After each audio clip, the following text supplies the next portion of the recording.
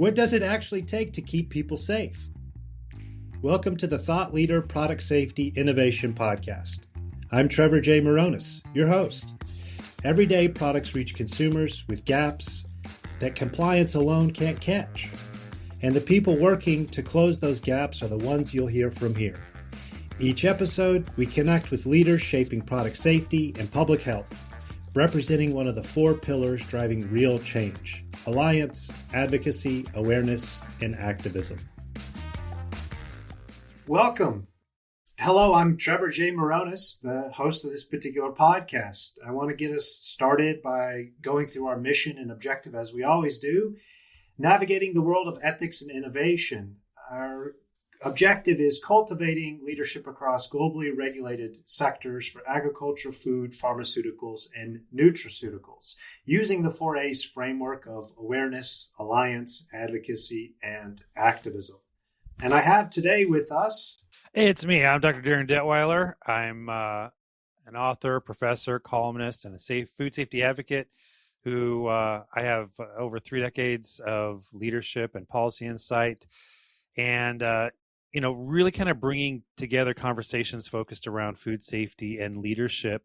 And I am extremely excited today because a good friend of mine has decided to and agreed to join us. And I want to welcome Kristin King. Welcome, Kristin King. Yay! Yay! Thank you very much for joining us. It's a pleasure. First, I have to say, thank you for literally representing awareness, advocacy, alliance, and activism. You are truly a rock star.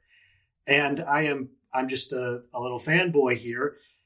And I have to start off with a short story to talk about how I ended up coming across your writing. And Unfortunately, my wife and I experienced what vulnerability is. I happen to be in Chicago. I just landed and I'm going to perform an audit.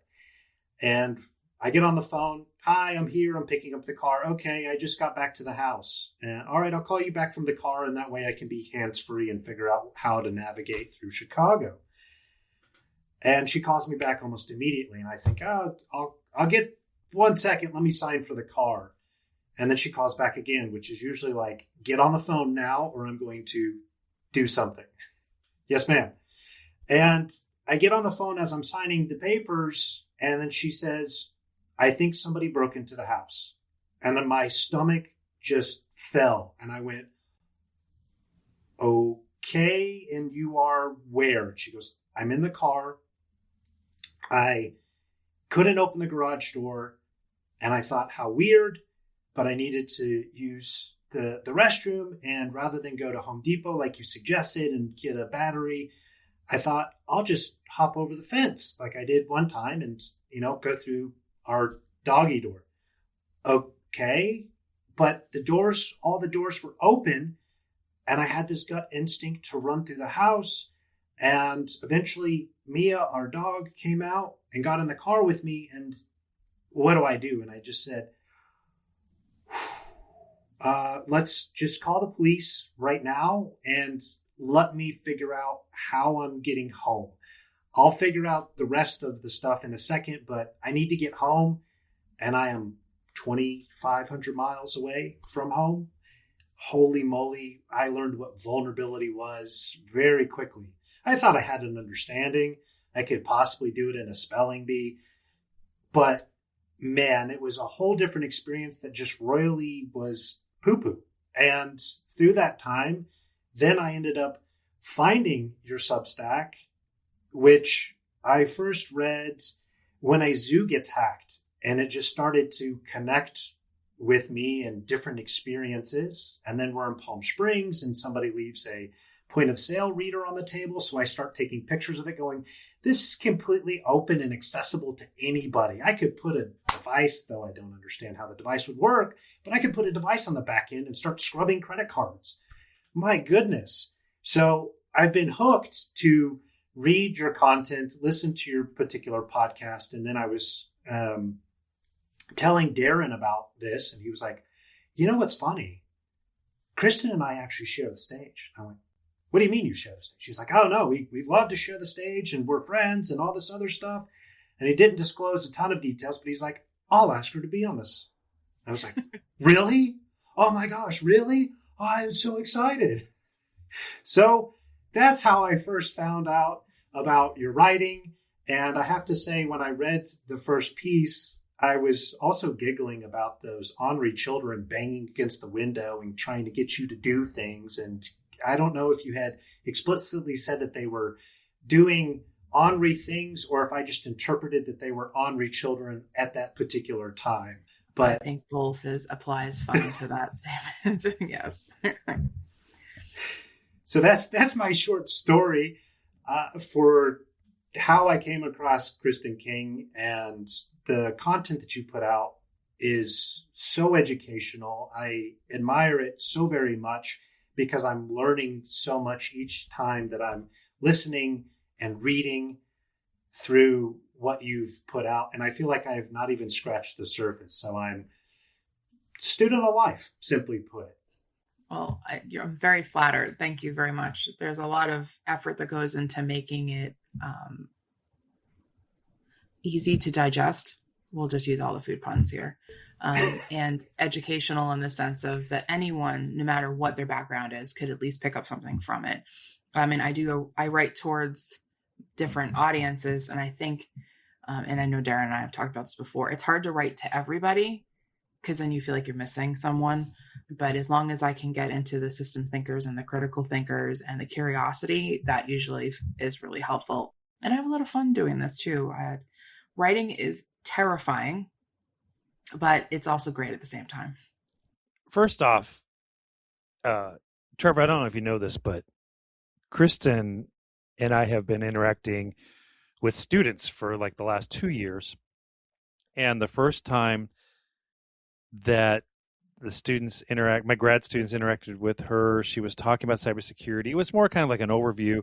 And I remember the students in the discussion boards afterwards were like, who is she? How does someone get to this point? And I want to learn more about this person. What is going on here? I need more here, kind of a thing. So I think it's important for our audience to get a good soundbite, if you will, because there's so much to Kristin's background. And she's got an upcoming book, which she and I were on the phone for like 45 minutes 3 days ago, to the point where I was driving, I pulled off, I parked, I went into a dollar store and was walking around, and we're talking and talking and talking. But you said something that I think is a pivotal point to who you are and what you do, in that you were grappling with the pressure to end your book on a message of hope. And it's like, but wait a minute, there's more than that. And you're kind of wrestling with that. I'm giving like a major teaser here. Is I think vital to understanding who you are and what you do. So without further ado, I think now is the perfect time. Kristin King, who are you? Well, you know my name, Kristin King. And for those wondering, my middle name is Marie. So all those jackasses don't have to start going there. I am a double CEO. I run a company called AnzenSage, which is a cybersecurity firm that's focused directly on food and agriculture, zoos, and aquariums. And I'm also CEO of AnzenOT, which is a risk management platform in industrial environments. It's just facilities-based. It helps with audits, Trevor. It's really great. It's scenario-based. You can type in, if Godzilla is going to attack my factory, what do I need to know? And it gives you incident planning. It's really quite cool. My husband has designed it from the ground up, and is practitioner made, obviously, because we're both practitioners. I'm also the vice president of food cybersecurity for the Cybersecurity Association of the Food Industry. CSAFI is the acronym for that one. I am the host of the award-winning Bites and Bytes podcast, where we talk about cybersecurity at the intersection of food and agriculture. Very excited about my next few episodes. They're digging into different sectors of the food industry that the average public doesn't really know anything about, including insect agriculture and aquaculture, seafood, fisheries, that kind of stuff. Very timely on that as well. Ironically, I hit these timings very well. And yeah, I am an author. Oh my goodness, I can actually say that now. Of an upcoming book called Securing What Feeds Us, Cybersecurity in the Food Industry. I'm sorry, Cybersecurity in Food and Agriculture, my bad. It is published by Wiley. They took a chance on this book. I'm eternally grateful to them. It is going to be published September 29th this year, 2026. The pre-orders are available now if you so are inclined. I actually hit number 1 on Amazon bestseller my first week out. I think the category was restaurant and food or something like that was what the category was, restaurant and food industry, which everybody who's pre-ordered is completely crazy. And I love you all. Thank you so much because it's just, this is a wild journey. But my journey into technology actually started in technical support. So I worked support for a very long time. So I understand the customer psyche essentially, or the client psyche differently, I think, than most people do. I did wait tables for a long time, 4 years, a couple different types of restaurants, steakhouse, pizza place, that kind of thing. I also was a barista. I actually burned myself pretty good on hot water one day at 5 o'clock in the morning. And had to sit down and, take a minute. I thankfully didn't have to go to the hospital, but it was very uncomfortable. Do not do that. So I dealt with angry people waiting for the coffee in the morning, a small little coffee shop in the center of the town that I grew up in. It was a good learning experience. It's not for everyone, though. I did take a jump through aesthetics. So I did facials and waxing and makeup for a long time. And that was interesting. Again, customer service and being with people in intimate moments and figuring out how to talk to them. I guess informed me in different ways and how to become an IT support person. I drove geek mobiles, Trevor, around Washington, D.C. and Maryland. I was one of 15 women at the time that were doing it out of 5,000 agents. That kind of got me spiraling in some ways. I definitely got thrown into the media blitz really early. So I highly recommend, if you can get media trained when you're coming into college or coming out of college, go for it because it's good for you later on. And I actually got promoted all the way up to corporate at Best Buy. And then I took a jump through consulting. So I did healthcare for a minute and a few other things. So I kind of did a few different industries. And then the big old crash happened in 2008, 09, right? When the tech industry just blew up in its face. And I was one of those people that was, released. And I had to move home and the whole thing and the eat the humble pie moment. And I said, forget this. I'm going to go back to college because I hadn't finished my degree at that point. Now I'm an adult learner, which is an entirely different experience than being 20 in your 20s learning. And actually, I'm grateful for it because I was ready to learn then. I wasn't ready to learn when I was 19, 20. I was ready to learn when I was, in my 30s. So I went back to school for environmental management because I wanted to do something had nothing to do with technology. The joke was on me. I actually took a class called environmental technology. And I learned GIS software and things like that, which is super cool. I'm a total nerd for that. And yeah, it took me 5 years and I got my degree. But while I was doing that, I had an opportunity to work at the National Zoo. I got a wildlife certified through them when they had it back in the day. And I also volunteered at the commissary. So I learned about food safety on a whole other aspect than I think I did it as being a server at a restaurant. Because it has to be done differently in a zoo. So that's kind of wild to think about it in that perspective. I made gorilla salad, which basically was just a bunch of greens and you fed them in a big leaf pile, essentially, kind of look to it. So I fed all the animals at the National Zoo for about a year. And then at the time I was married to my first husband, he would get transferred to Kentucky, of all places. And I lived on a cattle ranch. And every bit of wildlife in the entire existence of the planet, I swear, came through there. I had turkeys fornicating in my front yard. I had every songbird you could possibly come up with was in my backyard. The cattle were in the backyard. We had foxes having babies in in an old chicken house. It was kind of wild, literally. But while I was there, I got to work with an emeritus professor that's studying a troop of bachelor gorillas. And that's how you found me, Trevor, with that story. That's how I was working with them at the time. They're actually now separated. We were studying cortisone levels. So I was also collecting urine from gorillas, which is a story in itself for another day. And I also got to work with the polar bears while I was there. The woolly monkeys I was supposed to work with them, but they hated me for some reason. Every time I walked in, they would throw anything they had in their enclosure at me. So that we decided that's for my safety. I shouldn't be involved with the woolly monkeys. I don't know what their problem was. I have no idea. So I studied the gorillas for a while. It was amazing. It was the first time I ever lost data in my life. I had lost 6 months worth of data off of the little machine we were using. That was fun. It felt like losing a dissertation completely. So we had to backtrack and rebuild. Yeah, I still look back on that fondly. I really do adore that zoo. It's a great zoo, the Louisville Zoo. If you ever get a chance to go, it was fantastic. And then after that, and I finished and I graduated, student loans came rolling in. Thank you, United States. And I needed to get a job, obviously. So I ended up working at a bakery company. At the time, it was the world's largest ingredients and finished goods.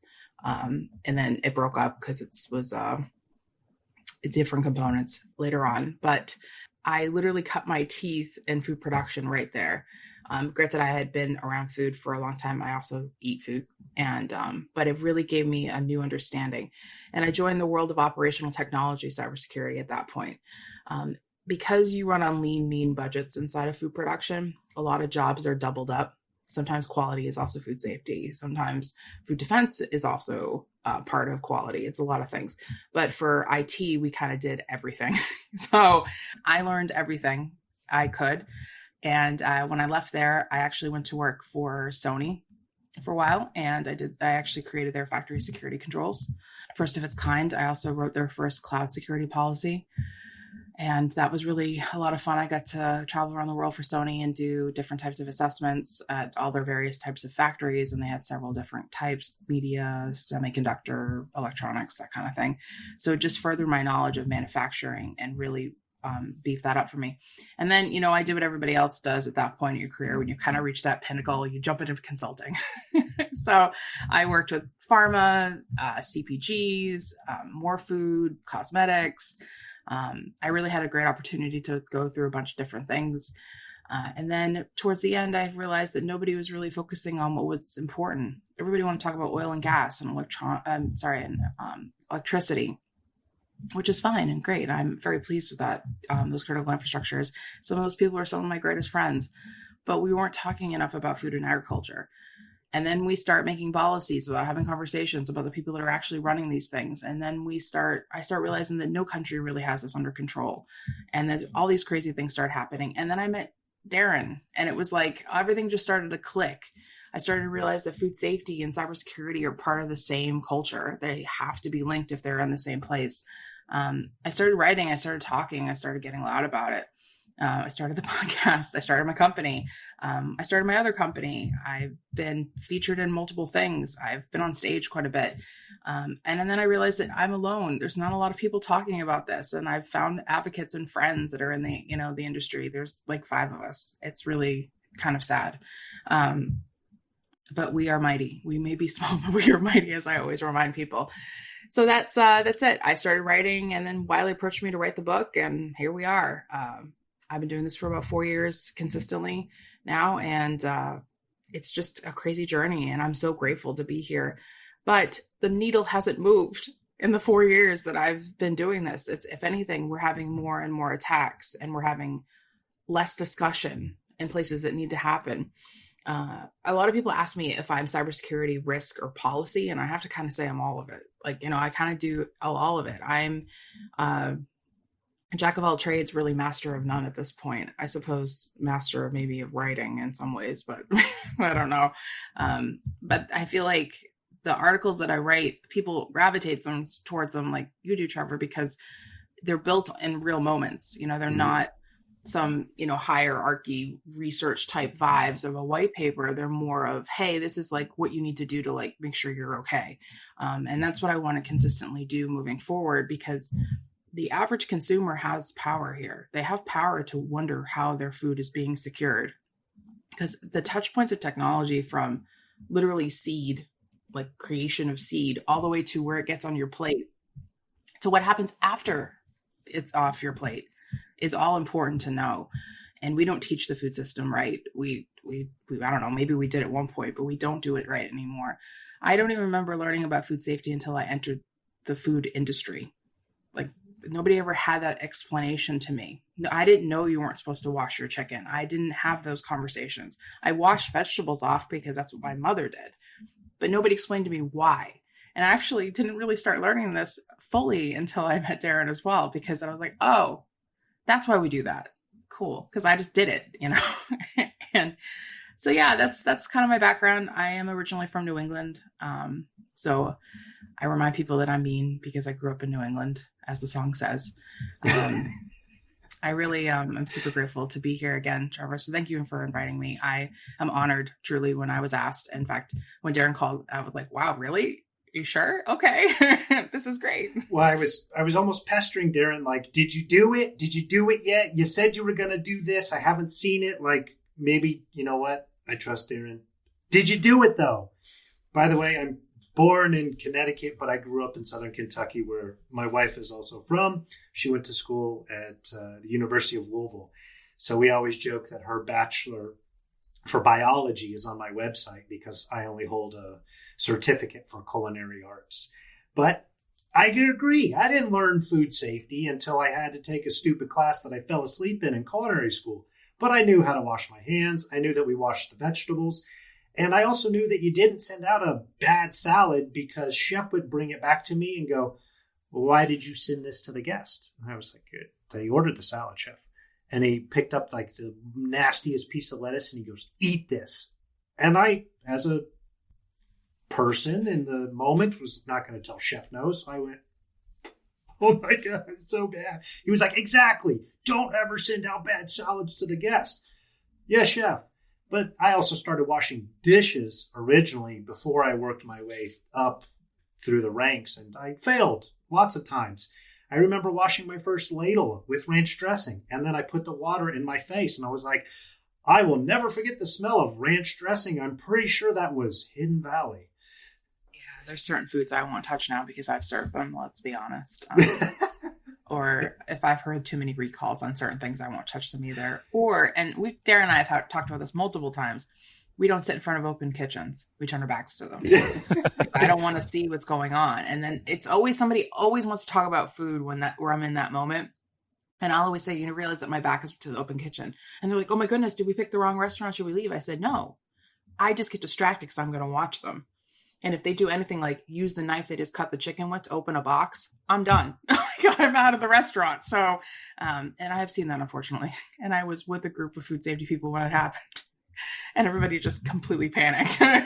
So, it changes your perspective. I always say it's sort of like when you learn about the environment and how to be more environmentally conscious. I'm not talking about like sustainability or any of that stuff.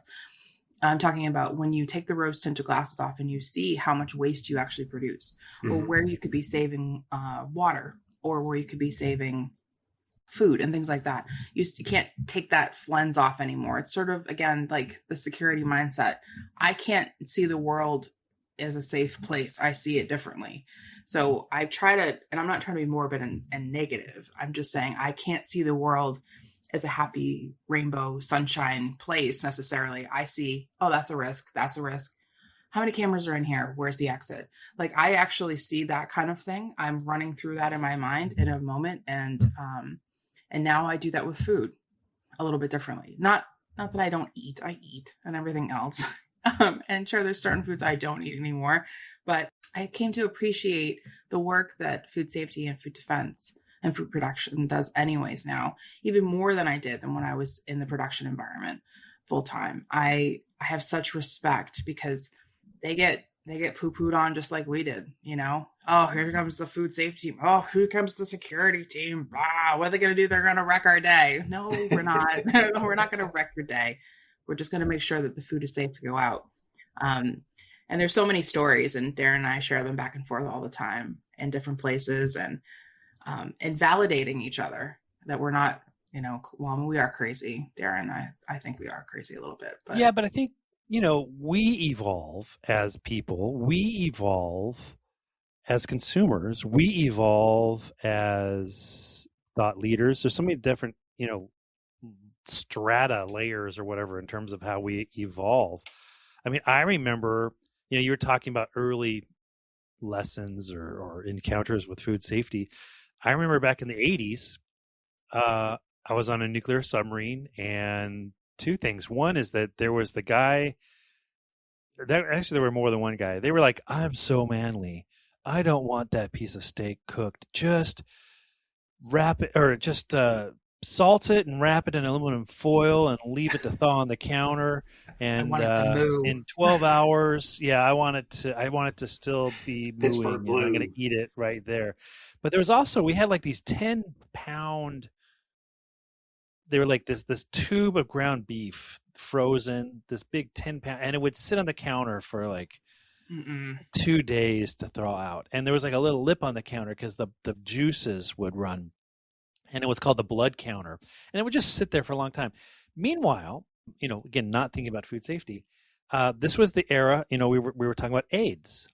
And we had to have the corpsman come down, this chief, talk about AIDS, and someone raised their hand and said, "Well, but we have the blood counter in the galley. Can we get sick from that blood?" And it was one of those moments where the corpsman's like, "You idiot! You can't get sick from meat. Oh my God! No one gets sick from meat. What are you talking about?" Kind of thing. And now, mind you, you couldn't say that today. No. But back then, we weren't talking about food safety like this. This was the 80s. I think about that because in his mind and in our culture of food safety, he wasn't wrong. But that kind of macho, bravo, we don't need to take these precautions. We're too good for this kind of attitude. We continue to see that whether we're talking about food safety or even cybersecurity, we're too good of a company. We don't have to take certain provisions or precautions. And Kristin, I know you must be just sick and tired of encountering that kind of an attitude. Yeah, it happens quite a bit. I've been in a lot of rooms with C-suites where they keep saying things like, "Why do you care so much about the factory environment?" And I literally respond with, "Doesn't the factory make you money and the corporate office bleeds it?" And then of course they get mad at me immediately. I love it. I can't not be honest in that regard. Like if you're going to ask me a dumb question, you're going to get the right answer. A lot of times I think we can go back to like JBS, for example, speaking of meat. And JBS actually caused a knee-jerk reaction to a lot of companies because they hired their first chief information security officer post JBS, which is great. Good. You have a leader that's going to be at the top of the cybersecurity food pyramid, if you will. Wonderful. The problem is they hired a lot of these CISOs that were not food people. They came out of adjacent industries that are critical, like healthcare or energy or maybe even water. And they didn't have a food background. So they had to come in and learn the industry, which I'm all for. Please come and learn the industry. But when you are at the top of that level, you shouldn't have to come in and learn the industry. You know what I mean? At the same time, like you should probably know that industry or at least done your research to understand that industry.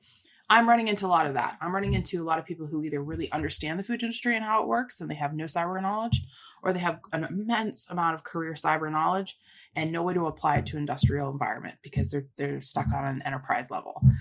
That's the danger. And I'm one of those people that came from both sides of the fence. So I can see where some of it crosses knowledge, but some of it's different. It's nuanced. And it's really frustrating at times because I have to placate to two different sides of the house a lot. I have to, well, actually, it gets even deeper than that. I'll explain. So there's the cybersecurity side, which is your cybersecurity expert, whatever title you want to give them. Great. That's one group that I talk to. I have the other group, which is industrial cybersecurity or operational technology or an industrial control security. They're in a totally different group.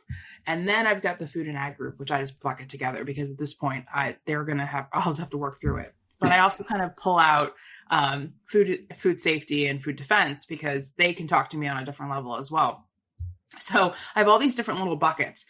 I consider myself to be a risk person now more than I am a cyber person because I'm dealing with cyber physical risk, which is different than data risk or data security and things like that. And I am weird because of that in some ways, because there's not a lot of us doing that either. So I've kind of like pigeonholed myself and niched down. And it's fine. I think a lot of people need to specialize in certain places. I think that's super important. But the problem is creating a common language for all of them to understand is very difficult. And that's why policy and regulations are important. And I'm not necessarily advocating that we have all these things, but they create a common language. Look at something like the automotive industry when it comes to cyber. They created common language through the regulation. That way they all talk the same, they all understand what everything is, and they can move forward with common goals. Now, if you say AI to someone in the dairy industry, they're going to assume that you need to see their breed records, not that it's artificial intelligence, it's artificial insemination. So we need to have better language and acronyms to be able to have these different conversations. When it comes to cyber, I've had to put out a video recently, and I'll probably have to put out another one that says we can't call what I do food security. Food security is access to nutrition and food, essentially. I don't do that. I mean, I guess I adjacently do that, but I don't do that directly. I do food cybersecurity, which is different. And I don't even like saying that because it makes it sound like the tomato has like a little processor in it, and I'm supposed to be securing the Wi-Fi for it. Well, it's funny you say this because I have had courses where I had to do that at the beginning of the course, and of course sometimes students will be like, why are you making us go through this? Because they have the same pitfalls, right? There's food quality, there's food safety, there's food defense, there's food security, and there's food authenticity. Now, many people would say, isn't food defense and food security the same thing? No, like you pointed out, they're very different things. And there's sometimes where you can have a food authenticity issue that also impacts food security. Even it also impacts food safety, but you can also have them where they're independent. So I 100% agree with you in that we need to have that clarity of what are we categorizing these things as, because not only for that universal conversation, but even things like investing and prioritizing and incentivization, you have to be clear in terms of we're doing this to achieve this goal. Here are the benchmarks, and here is the return on investment, if you will. Yeah. We see a completely different return on investment for one category as opposed to another category. And I would imagine that it's the same kind of thing with cybersecurity and resilience, that it's hard to be focusing on the proactive when people don't often even consider the cost until after there's been a hack, after there's been a failure, after there's been an attack. Yeah. And like I said, the knee-jerk reaction to hire a chief information security officer, again, I'm not upset about it. I think that's great. We need to have people that are in position that can go to defense for budgets and things like that need to happen. But what happens after the attack? You said something that resonates with me from training that I continuously go through with somebody. I've had a coach for the last 10 plus years, and we often talk about common language. And he'll say, Trev, you have to understand your audience. Your audience doesn't always understand your engineering mind or what you're always discussing. Maybe you put it in a context that they're going to be able to relate with it. And you actually had mentioned it at the beginning of this particular discussion. I think this is a great way to interject with a particular question. For those outside of cybersecurity, can you explain the difference between IT and OT and why OT and food system changes the stakes so dramatically? So it all comes back down to what are you trying to protect? And I think, and I'm sure some other OT people might take issue with it, but it is not about, it's not about just safeguarding data for OT. It's about safeguarding lives. OT literally deals with the things that power our modern world, whether that's the elevator or the refrigerator for your freezers and other things that are in your grocery store. You could even say that, a ship in the Navy is an OT device. It's just a floating city that is considered OT as well. You could say, the the rocket that went up to the moon was also OT in a way. Well, not in a way, it was. So anything that is connected to the digital technology and it affects things in the physical world is OT for me. And there's lots of different subtle nuances in that. There's people that focus directly on process controls, people focus directly on Internet of Things, IoT, industrial IoT, those kind of things. But ultimately it is, if you can push a button, but also sit on your phone in Tahiti and hit a button, that's OT as well. We actually have those kind of devices in our house.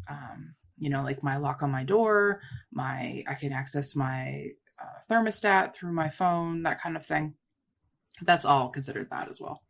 I think what a lot of people miss when it comes to OT, and I have to explain it quite frequently, and that's okay.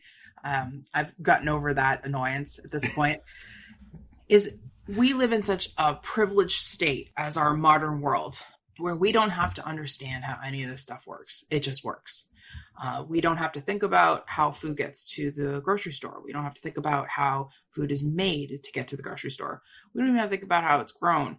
We don't have to think about how the elevator goes up and down. We don't have to think about that stuff. We just assume it's going to work because that is the world that we live in now. Whereas before, we were lucky we got out of the cave to start a fire. You know what I mean? Like, we have come quite far as a species. And it's amazing how we keep mucking it up as well at the same time, where there's a lot of the things that we deal with are very avoidable. So operational technology has been around for a long time. The fact that it's being connected to the internet is what causes the new role with operational technology, cybersecurity. I think Trevor, you're nodding, so I'm assuming you got it. I am with you 100%, and I thought it was a great way for the audience to kind of get a further idea as we were sharing acronyms and such. But you really are a rock star. You are the front woman for 2 bands, as CEO for 2 different companies, and globetrotter and all these things. You are incredibly impressive. Thank you. I appreciate that. I am so honored to be sitting here and having a conversation. Ironically, I changed my emoji for work to guitars today. I don't know why. I just did. So anybody who's calling in, just hopefully they see that we're doing things with instruments, our brains. My stepson, I have a bunch of stepkids from my husband, and my oldest stepson is actually a rock star. He legitimately is a rock star, and he's been in multiple bands. His current band's doing very well, and he inspires me quite frequently because it's very hard to live that dream, to play music in a band and do all these things. And also he just looks the part. He headbangs while he's playing and like, and but he's like the sweetest human on the planet. Like, he wouldn't hurt a fly. And it's such I think to myself, in my age, if he can do that and not break his back, I can keep doing what I'm doing without probably breaking my back either, and it's such a good example of watching people, shine. So he's inspiring. I mean, all my kids are inspiring for sure, but yeah, anyways, but I thought it was funny when you said rock star. I was like, yeah, I know, I actually have a rock star in the family. Multiple. By the way, I'm going to hold you to what you said in somebody else's session, where you said any person that is purchased the book on pre-order will get an autograph. I am one of those crazy people that you had mentioned before, and I made sure to absolutely pre-order it, not only for the office of Control Point, but one for myself. So I need 2 signatures if that's available at an appropriate time. That is fine. I will be happy to sign. I kind of been joking a little bit. I just got remarried in October. And I haven't exactly figured out how I'm going to sign Kristin King in my books yet. I have a friend who's given me multiple pens and Sharpies and told me to start practicing.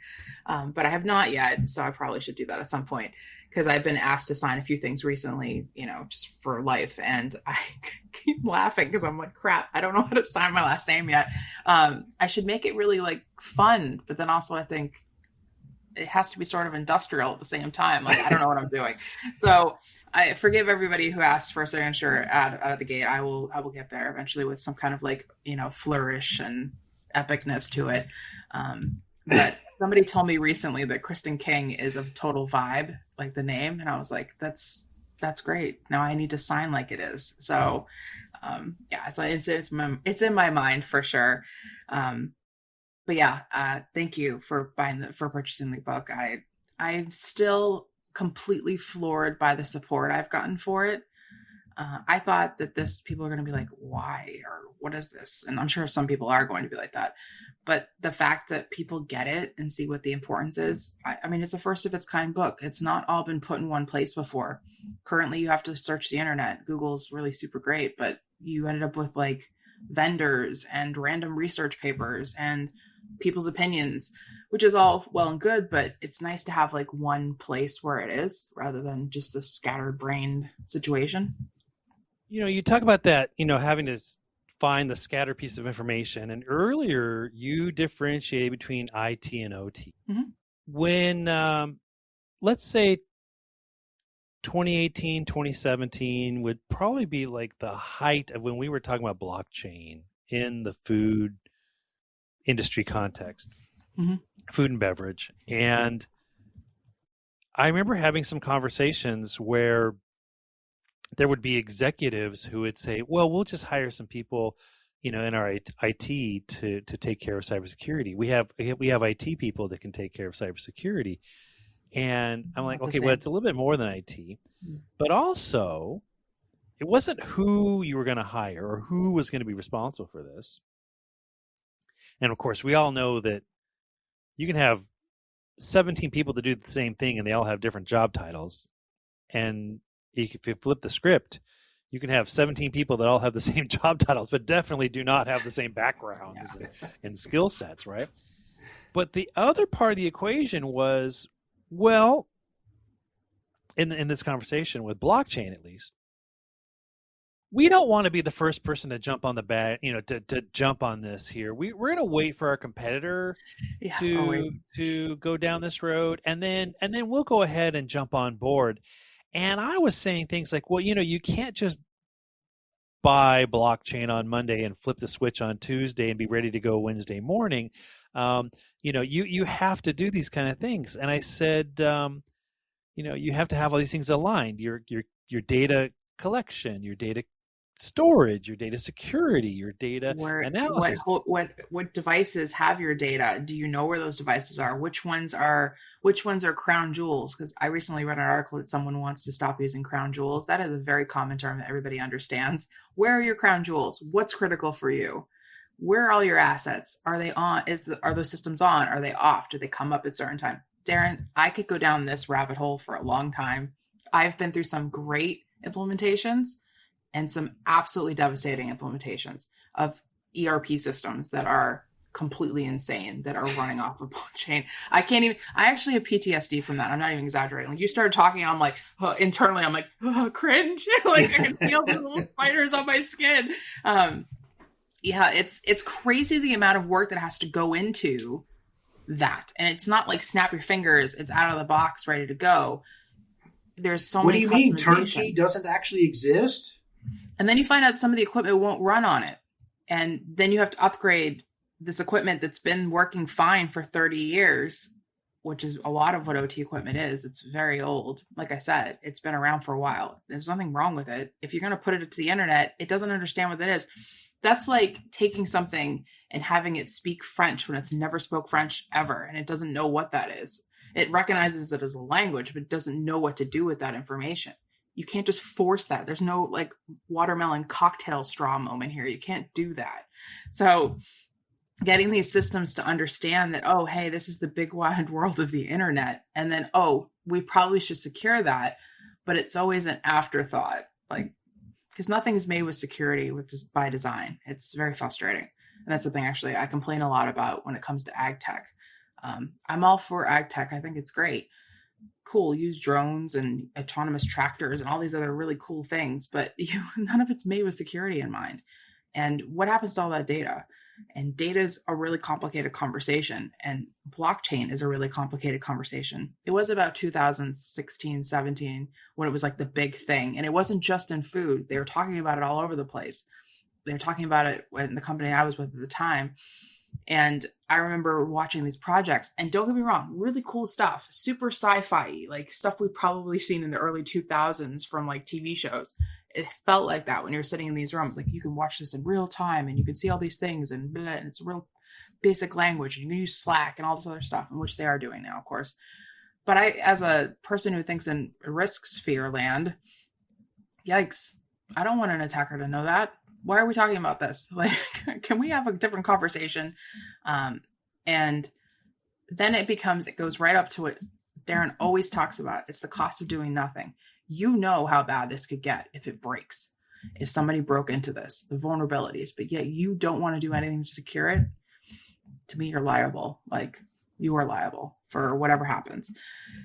And blockchain is such an interesting thing. Obviously, it's come a long way over the time here.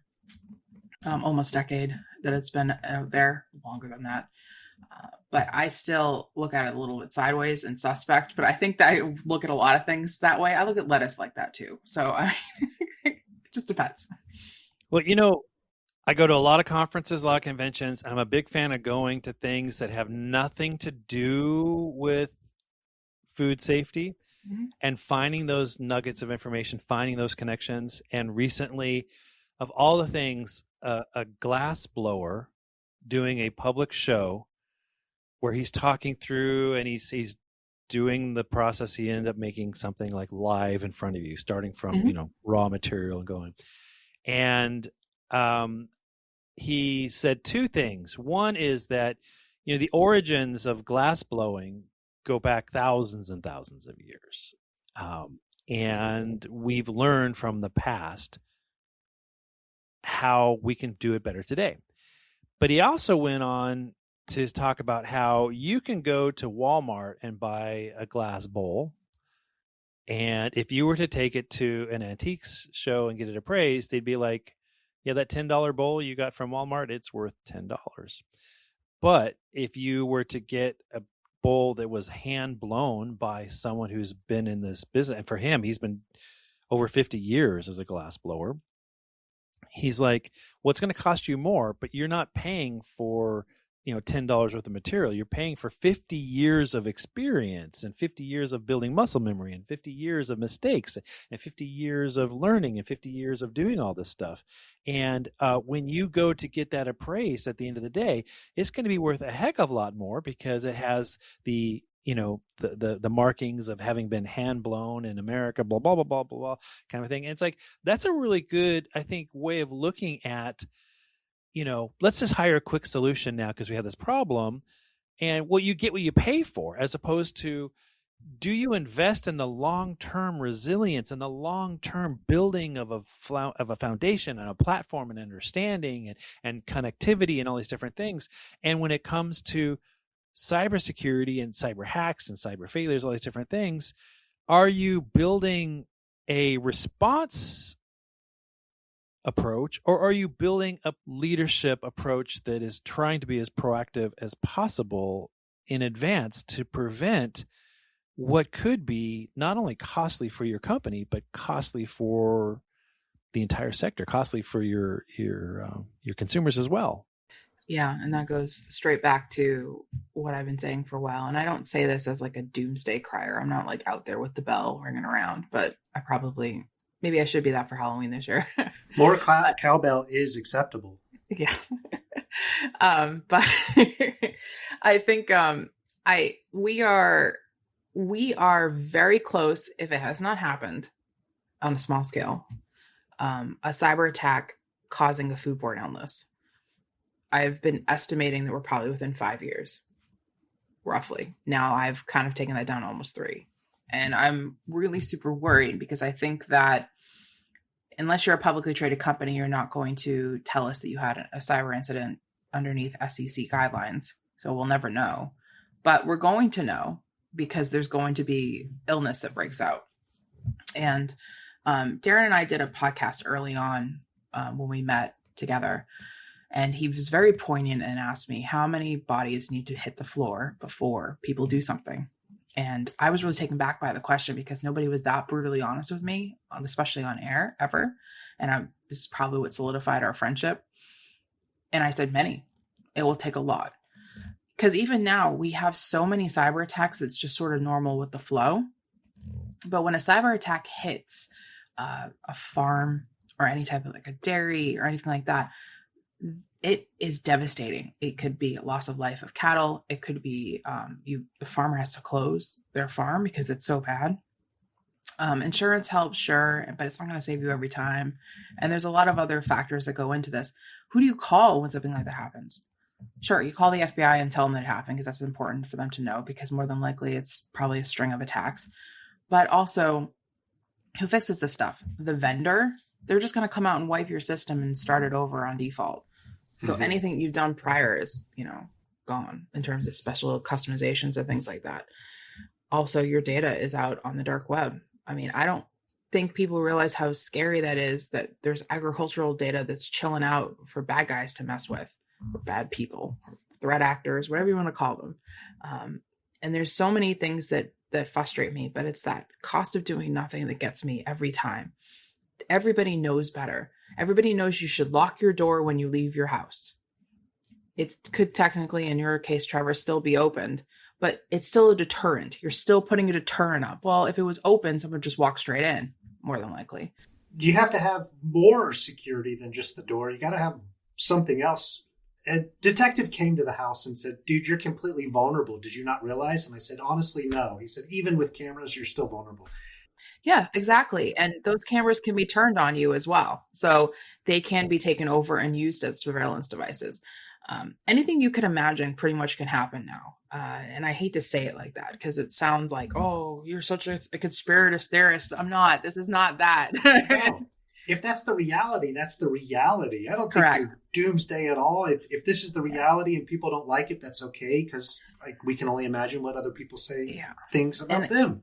It's hard. It's hard. And going back to something that Darin said at the beginning is, when I was writing my book, I was trying to end on a positive note. I wanted to leave people with hope that it's not all doom and gloom and we're not all going to perish in some type of crazy illness that's brought on by whatever. I tried, and I think I did okay.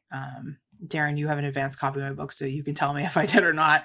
But I was frustrated because I wanted people to, essentially towards the end of the book, to be empowered to put their cape on, to do their due diligence in their community, to know where their food comes from, where their distribution is, pressure their, seats of government, if you will, start caring about school lunches and hospitals and things like that. Where does this food come from? Why is it coming in? Also, if it's part of their family tradition, because I swear everybody I talked to was like, my family farmed for generations. Then you know. So I don't really have to talk to you the way I've talked to others. But I really want people to be empowered to learn more, to think critically, to not take things necessarily at face value when they see them, because the system is designed for you not to pay attention, essentially, at this point. And we need to pay attention. We need to watch what we're doing. And I'm not going to get on the whole debate of food additives and sugar and dyes. And I'm not going down that conversation because that leads to really distorted views of things, in my opinion. It's missing the point. And I'm certainly not going to get on the raw milk debate because that is a whole thing of yikes. But what I will say is that there's a lot of social engineering that goes into food. And we've talked about this before on various articles and different podcasts we've been on. But the social engineering aspects of getting people upset or having them have some type of reaction to something they're seeing, whether it's social media or something they heard on the news, is really causing more damage now than anything else. I mean, Darin and I have talked about this. Like, I'm all for people who want to show us their recipes of their family and they want to do all these cool things online. Don't get me wrong, I love that content. I get a lot of great recipes off of that. But behaviors on them are really difficult to watch sometimes. And how they interact with their food is really frustrating. And if I wasn't as educated as I was, I would probably not even think there's anything wrong. And that takes a minute for me to soak that up as my own kind of social engineering myself in a way. But we have to be careful. And this is what I'm worried about with security behaviors, because the more data points you attach to our food system, whether it's traceability tracking of a pea plant or the equipment or anything that's in the factories, or your own refrigerator telling you what to reorder or order, or your microwave or your toaster or your coffee maker, everything's connected now. The more data points we put up to this, the more we're going to be told what we should be having, rather than making our own decisions. I enjoy cooking. I cook quite frequently. My husband's a great cook. He bakes us bread every week. Like, we really try to do the best we can for our bodies. But what happens when you're marketing to people who don't have access to be able to bake their own bread and they have to go purchase? Or what if a bag of apples is out of reach and you have to go to a fast food place?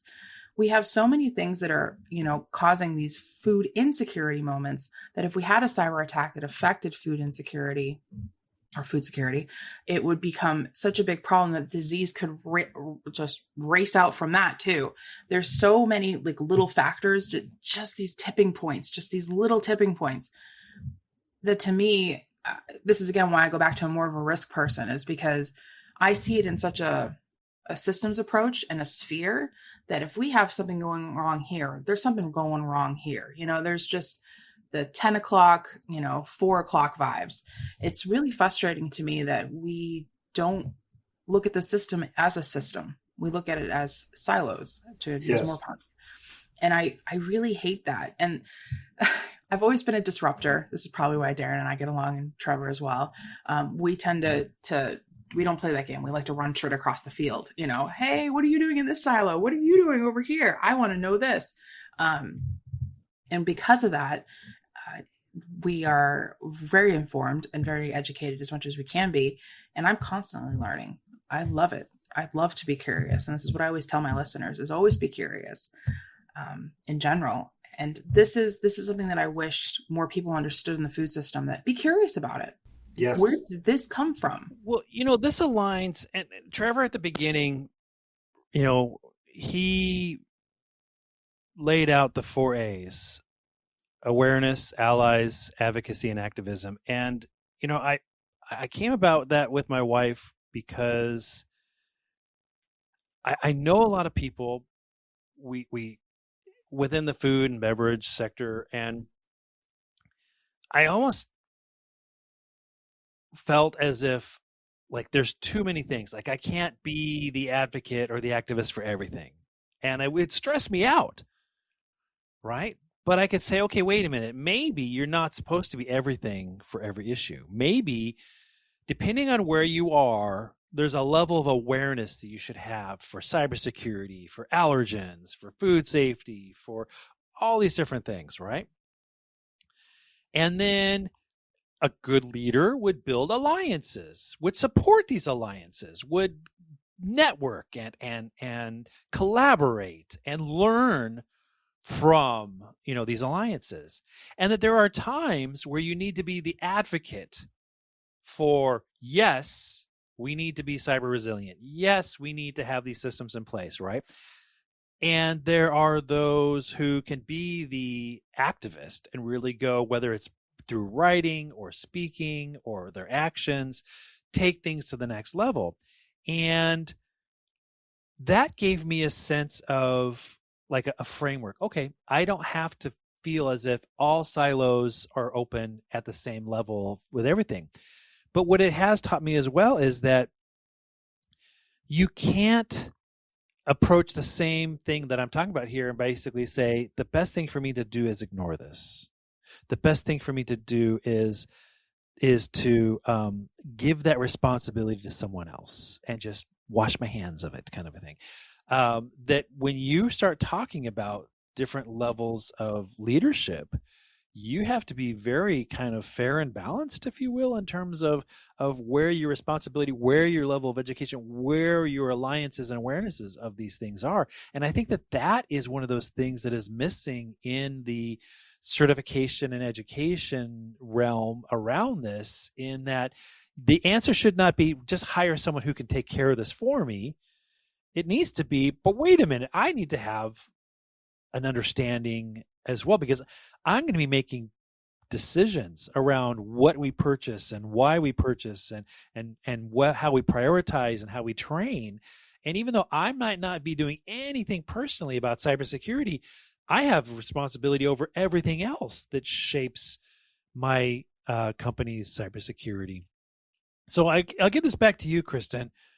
I'm not saying the next cybersecurity leader. I'm saying the next executive at any job title, any job. What really are we needing to do to prepare them for the future of cybersecurity resilience? I would say there's so many things I could say to this, actually. I think awareness is the first step, Darin, because a lot of the C-suite and the boards are specialized in their pillar, right? So whether they're sales, supply chain, HR, whatever, we need to make it, I always call it sector specific training. You have to talk to them where they are. And I don't mean that in a derogatory way. I just mean have the same common language. I don't really think that everybody needs a juice box and a box of animal crackers, but sometimes that helps, right? So I think if you can speak to someone in a way that it impacts their world and why they need to keep things secure and what's going on. The other thing too is, and I kind of alluded to this before, you got to understand the business. I've been in businesses where they forgot that they were a manufacturing firm, that 53% of the revenue came from manufacturing, and they completely ignored it. What? That's kind of always been very confusing to me. So that means things like the security operations center needs to be trained properly as well. It all filters in from like a top down to a bottom up approach in some ways, where executives need to understand the business that they have so they can serve it better in their role. The board needs to also understand what risk is and what cybersecurity risk and what operational technology risk is. I have not met many board members that have any type of cyber background unless they were probably managing it from a finance perspective, because a lot of times cybersecurity reports up through the CFO, which I still don't understand, but that's okay. I don't need to understand that, just the way things are. There's very few that have done technology, unless it's a technology-based company. There's very few on the board that understand that, let alone operational technology risk or industrial risk. That is hard to watch as someone who is like in the middle. That's like, hey, everybody, let's do this and let's have some awareness and let's not murder anybody today. Workers that are working and anybody who's buying the product, please. That would be great. So I think that we need to have a better job of awareness and not that stupid compliance awareness. And I'm not picking on anybody who does that kind of cybersecurity awareness, because it still needs to be done, because yes, that needs to happen. But you need to have constant reminded training. The most successful cybersecurity awareness trainings that I have ever personally done and been part of were ones that were directed straight at my role. I can't do the same type of awareness for plant operators as I could for the C-suite. It had to be entirely different. It had to be different posturing, different political nature, if you will. So I think that you have to meet people where they are. And that is hard because there's a lot of times, and I know we've talked about this too, Darin, for sure, is you have to play gate to someone's ego or you have to sidestep it. And that's hard when it comes to the executive level, because they know their stuff most of the time. They have been places that you have personally not walked into. They understand they're rolling in a different tax bracket than you probably. So I feel like there's that, who is this bug that's coming into the room feeling. I don't usually do well in that situation where I come at everybody like they're an equal. So that's hard for me. And I think that's why I resonate more with the plant floor, because they're aunts and uncles to me. We've been through the trenches together. We've gone through the hazing period. Like, I understand how they work. And most people who work in a factory didn't wake up when they were 3 years old and said, I want to be a factory worker. They work in a factory because that's where they have to be, right? So there's a certain level of respect there. And I always try to bring that up to the C-suite. Just remember that the people that are working for you don't necessarily want these jobs. And that's why there's a lot of chaos in factories, let's just say, personnel wise, because it always comes back down to people and process over the tech. Technology is going to do whatever you tell it to do. It's the people and the processes behind the tech that are going to make it crazy, whether it's an attack or negligence or frustration and anger. I'm going to bypass this because I've had it. I need to get my shift over with. That I didn't get my bonus, so I'm going to move between the peanut and the non-peanut area. I'm going to cause a scene and threaten to shoot people. The whole thing has happened. I've been on those companies. So how do we get the C-suite and the board to recognize that human beings are going to be human beings and they're going to make mistakes?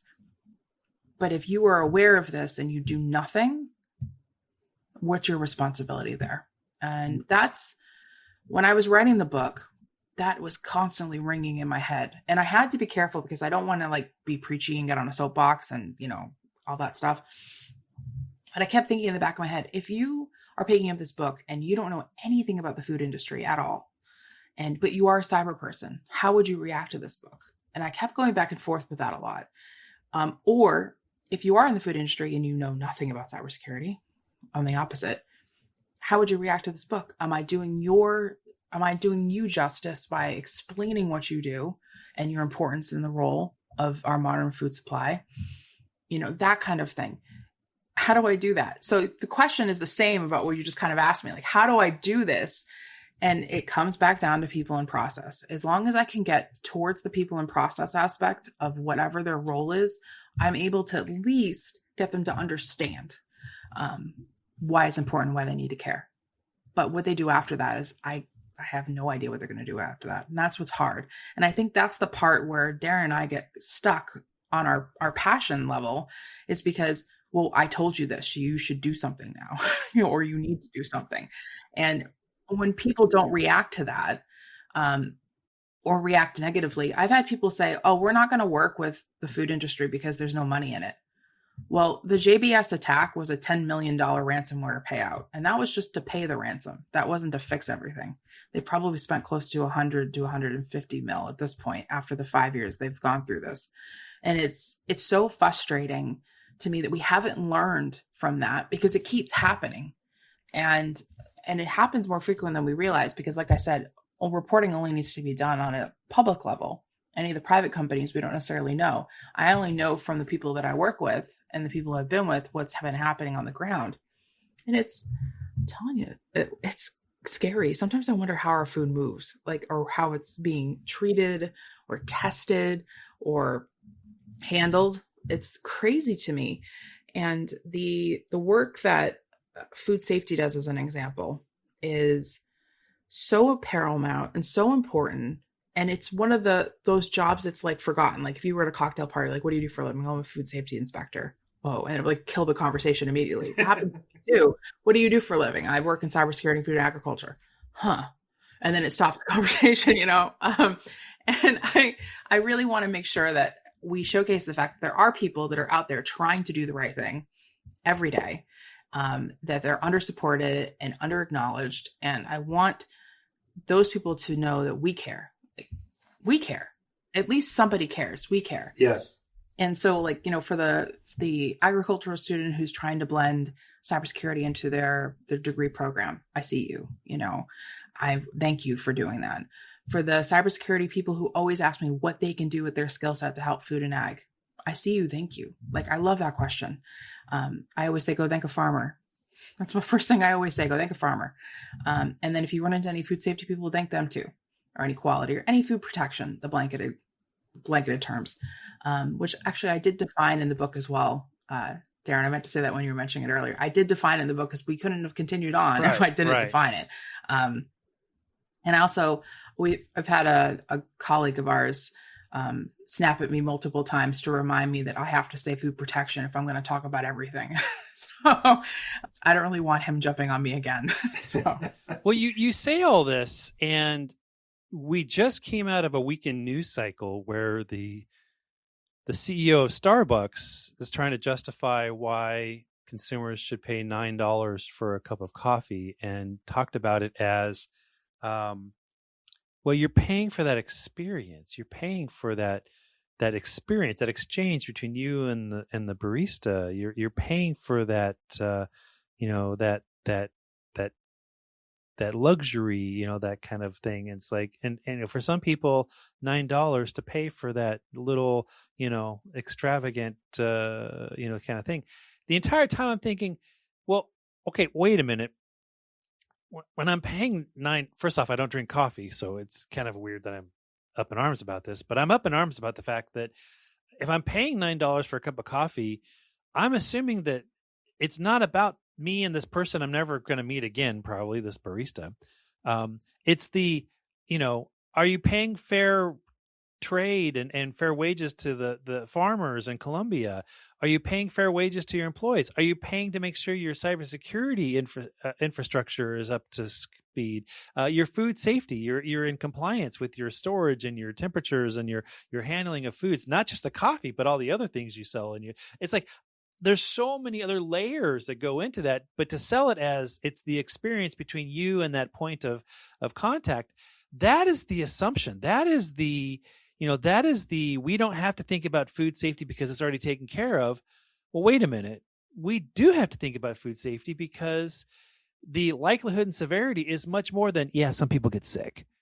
And that, we saw that after Boar's Head. Some people were impacted by this. 10 people died, So I think that you're on the right track in terms of you've got to be realistic and honest, but not in a naively hopeful way. You have to really sell the true burden, the cost of doing nothing, the consequences, because that might be the only thing that pushes a leader into saying, we do need to prioritize this. We do need to invest in that. And Trevor, you see this all the time, everywhere you go. Absolutely. The Starbucks thing's quite frustrating. I share a lot of the similar annoyances that I think we all share because we talk about them amongst each other. But I would like to see that there would be more resilience to protecting people, as Kristin was talking about before. Like, why don't we protect the customer and give them an experience that they want to come back for? I have been drinking coffee since I was very young with my father, and I love coffee very much. But I could care less about the same burnt beans and cross-contaminated milk containers because we have to accommodate for those that don't like dairy. Fine, so be it. I can understand that as somebody that's cooked for patients in hospitals. But at the same time, if the barista can't effectively execute and be conscious of the next guest or what is truly non-dairy, what has a nut allergy in it, and then whatever else, if you don't want milk, you don't want milk. But did you even wash your hands since you checked your Apple Watch or you plugged your TikTok thing in to upload before you got to work or after you touched the door handle to stuff?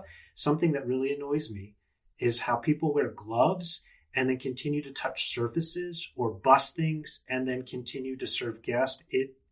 I turn into a very big jerk. Or if they touch their face when they have their gloves on, that grosses me out. When I'm teaching, I will excessively touch my glasses on purpose and go, hey, how many times did I touch my glasses? Thank you for, by the way, since you have the glove on, is that on your hand or is it, it's a prosthetic hand. Okay. Of course. Darin with the props. Yeah. He's always got the props. For our listeners, I'm holding up a wooden hand that is size appropriate to a human, and it is wearing a blue glove, courtesy of Eagle Protect gloves, high quality, high tested gloves. And yes, I think that literally when food safety is in your hands, you need to treat it as such. End of unintentional product placement there. I was hoping for more lightsaber, may the force be with you. But who was the animal that came with us to this particular conversation? Oh, that was Percy. He came by. I don't actually know where he's on the couch behind me now. But yes, he is my 1-year-old kitten that I got. His sister is probably in the next room over. So I have 2 little fur balls, which did cause me to write about the pet food industry, actually. I did talk about that because that is an important thing because people care about pets more than they care about other humans for some reason, which I can understand. But also, it's interesting. It's a really interesting sector of the food industry.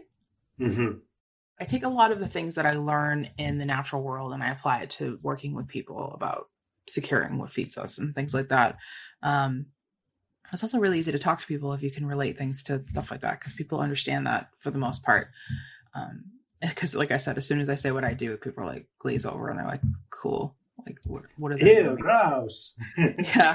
Or, and I don't want to scare people away from what we're trying to do and what's important. I think people think that, oh, it's just another thing we're going to worry about. Well, yeah, because we connected the internet to everything. So yes, we do need to worry about it. If we didn't, then I would say, cool, we're an analog society and you don't have to worry about things as much. You just have to worry about like the physical break-ins. But the fact that everything is digital now and being stacked up against all this bad stuff, example would be agroterrorism, ecoterrorism. They're using tools to break into farms and to do really crappy things online to people. Deepfakes are a big problem. They're going to continue to be a big problem. This is why I tell farmers, start documenting your farm now so you know what real is and not what fake is. You don't want the public to know, you don't want to deal with the public fallout of anything happening on your farm because somebody had a beef against you, literally. That's messed up on so many levels. We are awful to each other as human beings. And it's so interesting to me. And I said this in my book, and this is something that I keep going back to, Trevor, because I'm just so fascinated with this concept. We started out eating raw food, plants, roots, seeds, beef, anything we could eat that we discovered by trial and error that wasn't going to kill us. And then we found fire and we were able to cook it. So then it opened up a whole new set of food options for us. And then we discovered fermentation, and then we could store our food and we can do all these cool things with it. And then we moved on to different other aspects of food, actually being to cultivate and grow. And we used, livestock to help us do that. We still do. And all these other things. And eventually we got to the point right around the Roman period where food became entertainment. And you can literally picture sedan chanters and people eating grapes. And you could do all that if you wanted to. That's when food became more entertainment forward. And I had this moment where I was sitting on the couch with my husband and we were watching Master Chef, the UK version. And I'm being clear about that because it's a different show altogether. And I was sitting there and I was like, I am watching somebody I don't know so far away cook this meal. And I'm finding it somewhat entertaining. How far we've come as a species. You're not even going to eat that. Yeah. It's crazy to think about how far we've come with food. And the fact that we haven't secured it yet to the level that we need to anywhere in the world. And we overcomplicated our food supply system because it's the most complex system on the planet now. We did that. It's so wild to I wish somebody would just do some kind of dissertation just on that craziness, because I would like someone to unravel that for me. And that is a cat and a ball of string. That's the cat's still hitting it while it's moving. To think about where we've come so far. And now we're almost back at square one in a way, where we're not necessarily going out and digging up roots, but maybe we will have to go back to our roots, literally. Well, that is the new bubblegum now, so it's the cool thing to do. My goodness. I loved your reaction. How you just rolled your eyes. It's just ridiculous. There's so many things, and I'm all for trying different stuff. I'm not necessarily against lab grown food. I just find it really interesting. I'm just interested of it. I'm not for or against it, just interested. 3D printing food, which came from space exploration, a lot of different innovations that are happening, which I did a lot of research on for the book as well. And it's just, we are really fascinating creatures that we've discovered we can do different things. The seafood industry this year just announced their first lab grown seafood. And it's craziness. It's crazy times to be alive when it comes to food, because we are just running all different directions. But I come back to is great. Innovation is wonderful and marvelous, but what are we doing to secure any of that? The tech that's making it, the tech that's distributing it, the tech that's designing it, the tech that's manipulating it, the tech that's managing data, storing it or otherwise. What are we doing? And not everyone has an answer for me when I ask those questions. Or I'm looked at I'm crazy. Why are you asking these questions? We just need to grow the food and do what we need to do. Okay. That's fair, but at the same time, there's also the tech behind that food's last mile, if you will, of its journey, because it's not that we just, we don't even grow our own food, but now it's we don't even go to the grocery store and buy our own food. There's people who literally, they go on an app and they order food to be either the grocery store or some third party entity goes and does the grocery shopping for them. And then maybe some maybe they drive up and pick it up, or they have it delivered to their house, and you see these commercials, they make it sound completely normal that a stranger walks into your kitchen, which in the commercial, it's amazing how clean it looks, and, unpacks the groceries for you and helps you put it in your refrigerator. And it's crazy. Yet, I'm not going to point out which of my neighbors. I have a neighbor who orders their food to be, purchased and delivered. I'm not judging. It is amazing how the people always come to our house because they don't realize that, our door, it looks like their door, but it's a different door. How many times when I see someone coming towards our door with a bunch of blue grocery bags, I'm like, nope, they're over on the other side.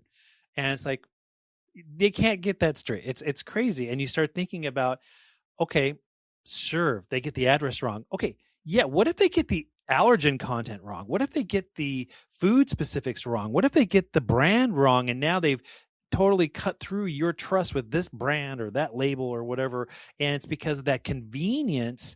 Well, I think it's convenience that breaks down the trust and reputation we have with where our food comes from. And it's convenient for who? Not for us, the consumer, but we're being sold that. Yeah, that's a fair point. For some reason, I'm always on FaceTime with my sister when her groceries are getting delivered, or she'll be like, "Hey, does this look right to you?" And she throws it up at the camera at me, and I'm like, I don't really think your non-bread is supposed to be sweating on the inside, Amy. I'd probably throw that away. Like that's not going to be good for you or your family. And she's like, she's like, if you weren't on the phone, I wouldn't have known that. I said, yeah, you would. Your brain would have said this isn't right, and you'd have tossed it. I said, and she's like, I really hate these people that shop for me sometimes. And I was like, well, you could just go to the grocery store yourself. I pretty much say that back to her, but I understand. She's got 2 kids that are underneath, 7. So I understand. But I actually did grocery delivery for a long time, Darin, because I didn't have a car. So it was convenient for me. I was also during the COVID times where you kind of just didn't go anywhere. And I often wondered that, what if I had an actual allergy that would be really difficult to deal with this? Or is this food safe? Like I would probably extra wash it, or I would do a lot of things with it to make sure it was safe. I'm actually allergic to bananas. Fun fact for everybody. The smell of bananas makes me nauseous, actually. I can't be around them. So sometimes being trapped on a plane really sucks for me. Man. And most of the time people leave the peel out. So I'm like half dead. Like it's really bad. I've learned to deal with it by having a cup of coffee or a mint. I can get around it. But the fact that I have to adjust my life because someone wanted to have a banana within my vicinity is very frustrating to me. And I've had a lot of people that try to challenge that. Oh, I bet you don't get nauseous if I eat a banana in front of you. Well, I do, and you're a jerk for trying. I'm like, this is not fair for me. Would you tempt a person with a peanut allergy with a peanut in their face? One of my stepsons has a peanut allergy. I've never thought about how much peanut dust alone is in everything. Yeah. It's in everything. And it's scary to me. So I think we need to treat all allergies the same.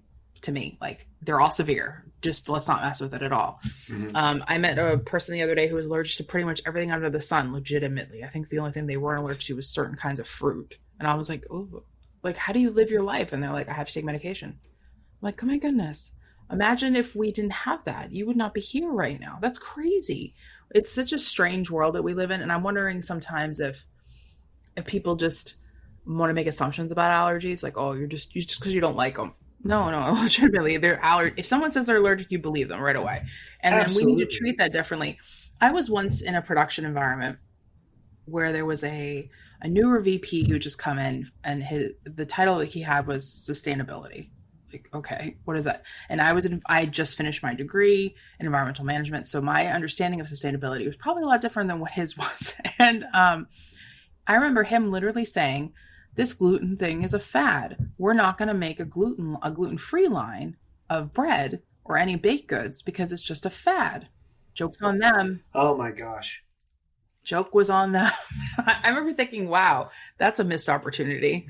As an epileptic patient, it frustrates the heck out of me. I'm not, if I convulse, you just have to like tap me on the head and tell me. But I'm going on 4 years without a convulsion or any particular episode. Goodness. But as somebody as a former chef and somebody that takes these things very seriously, if somebody says, hey, I have an onion allergy, I'm going to treat it as such. When you come up to me in the 6th course and say, it's okay, I just can't have onion chunks, I have to go, I'm still treating it as an allergy. You told me you were allergic, so we literally on the fly created you 8 courses. But the dessert you can have just like everybody else. Now, mind you, there are already 3 sheets to the wind on substances and alcohol. But no, I take it very seriously, even if it's something that's a dislike. If you tell me it's an allergy, it's an allergy. And we have to be conscious of this. How can we accommodate the situation? I've also been introduced where people can be in a room of 100,000 square feet and somebody opened a bag of peanuts and this young lady had to be removed and the EpiPen immediately administered. Yeah, it's so interesting that, nowadays with children, they have allergen-inducing treats. So you can buy little like packets of things that introduce them to allergens early to try to like ward off or figure out what's going on with their allergens. Fascinating science. And that's some of the innovation I talk about, because it's, this is stuff that we kind of need now because the world has evolved in a different way. Going back to your Starbucks thing, because that popped in my head and I completely forgot to say it. Starbucks is such a fascinating thing because I don't know if you've had Starbucks in any other country other than the United States, but I've had the privilege of having Starbucks in Japan, and that's worth your price because it's clean. It's very clean. It's very orderly. Even the seats and the tables are clean. And as soon as someone gets up, someone's wiping it down, and it's a thorough wipe down. It's not just like the little rag that's like, it's actually like a thorough wipe down. But the way the presentation is given to you on the tray, you can tell, and the gloves are correct. They're also masked because that's just culture as well. It's so fascinating to me. They have these flagship stores in Tokyo, for example, that are like 3 or 4 stories just of different roasting and different experiences with your coffee. And the coffee culture is entirely different in Japan anyways. It's like next level vibes for sure. But that I would pay for, no problem. But like you said, the situations in other places, I don't know. That gets complicated. I often think about that when I'm getting a coffee at like the airport. The amount of people that have been transient through that area and how many different people have touched that one napkin holder. Yeah. Because sometimes you have to hold the napkin to rip the napkin out. And I always think, ugh. And the bathroom's like always right across from a Starbucks for some reason. I don't know. I mean, I can guess why, but like, it's also just sort of like, I have so many questions here. I don't want to touch anything. And this is why people are like, oh, they always know I have hand sanitizer on me because of it. Like, I'm the one traveler that's always over prepared. Like, Kristin, do you have any hand sanitizer? Yep. Put your hand out, spray. Like, I got you. But it's so interesting that we have forgotten. We were so good during the pandemic. Everybody kept like their place. They didn't touch their faces. They didn't touch it. And now you get little kids that are like sticking their fingers halfway up their nose and like ripping boogers out and rubbing on everybody. And it's just, it's not been that long. And we've already like completely forgotten all those great habits that we've had. And when somebody sneezes or coughs in public, I'm still looking at them like, what are you doing? Like, don't do that. Like, cover your mouth, like cough in your shoulder. Like, don't be a jerk. And, here we are. We're back to jerk status again. It's unbelievable. And it's so funny to me that we didn't learn. Here we go. Yeah. Stories keep popping into my mind, but I want to hint back that, we've done a good job here, I think, of, we talked about allergens, we talked about food safety, we talked about cybersecurity, we talked about different things, but whereas it might sound like we just kind of exposed many different silos, if we look at the common message here, right? Too many times there are companies that are forgetting that there are people with severe food allergens, they're more vulnerable, right? They're very young, they're very elderly, they're pregnant, they have a compromised immune system, and there may be a different set of considerations that goes into play for that. So do you, as a company, only aim for the healthy adult, or do you aim to address the entire spectrum, if you will, of needs? Let's apply that as the common message here in terms of cybersecurity. In that, are you an executive with a company that looks at cybersecurity as that's only their problem, or that's only back then, or over there, or that's only that kind of company. Or you say, look, we're all on somewhere at some point, and it may change, on some kind of a spectrum where everyone can be and will be impacted by cybersecurity risks and attacks and hacks and things like that. And we have to assume that, this is a Navy terminology, all of our chain links could be the weakest link. That we can't assume that none of our links are the weakest link. And if we as leaders and thought leaders and executives and people that are really prioritizing, in this case, cybersecurity resilience, we need to have that more proactive, every link can be the weakest link approach, as opposed to, that doesn't happen to us. If it does, we'll deal with it when it happens. Is that a fair assessment? Well, if you think that is a total fair assessment, if you think about some of the worst attacks that have happened in the last couple of years, we'll talk about Jaguar Land Rover, for example, right? They got popped twice. It was a twice pop. It happened once and then it happened again. And they are still digging out of that hole, right? And to the point where the UK government had to bail them out. That's insane. It's the worst supply chain attack that's happened in a while, which is kind of wild to think about, because we've already had some really bad ones that affected things like public health and costs. We couldn't price our meat and, other things that have happened, distribution. People couldn't get meat for weeks in Australia. It was a mess. And this was just a car manufacturer. This is what I always say to people. No matter how due diligent you are, and Trevor, you've already alluded to this in a conversation earlier, whether you have cameras, you have all the locks, you have all the things, if you are not actively checking those to make sure that they are not your vulnerability point, and if you aren't actively monitoring on some level, and you are empowering your workforce to, if they see something, say something, because this goes back to Boar's Head, where there's different people that work there. There's a lot of people who could have raised those alarms. It's pretty obvious if there's mold growing on the floor, somebody could have said something. If you aren't doing all that steps to make your workers feel safe into a place where they can talk about it, or you're not having a good food safety culture that blends cybersecurity culture in there, you are going to have the greatest attack surface ever. The bad actors, threat actors, nation state actors, they are leaps and bounds ahead of us. We are literally on defense all the time. We're never on offense. We're not on proactive. We are on reactive at all times. And it's something that really bothers me, because there's just like little baby steps that aren't necessarily sexy that we can do that would make us more proactive and make us more resilient. Now, resilience comes after you've gone through something. It's not a before thing. You can't just automatically wake up one day and say, I'm resilient. I suppose at this day and age, if you survive the day, you may be resilient, but you have to go through something to become resilient. The idea of a cyber attack for me at this stage in our modern lives is everybody's going to have one. It's how you survive it that matters. That's what makes you resilient. Yes. I want you to be able to be resilient through the face of a cyber attack. I don't want you to have to close your business or let all your employees go. I mean, that was something like 500 employees had to be let go from that Boar's Head factory. That's a devastating hit to a community, because when things happen, it's community. It's acute to the community, and then it affects the region. And that's hard for people to understand, because whenever something big happens, we think about how it impacts us.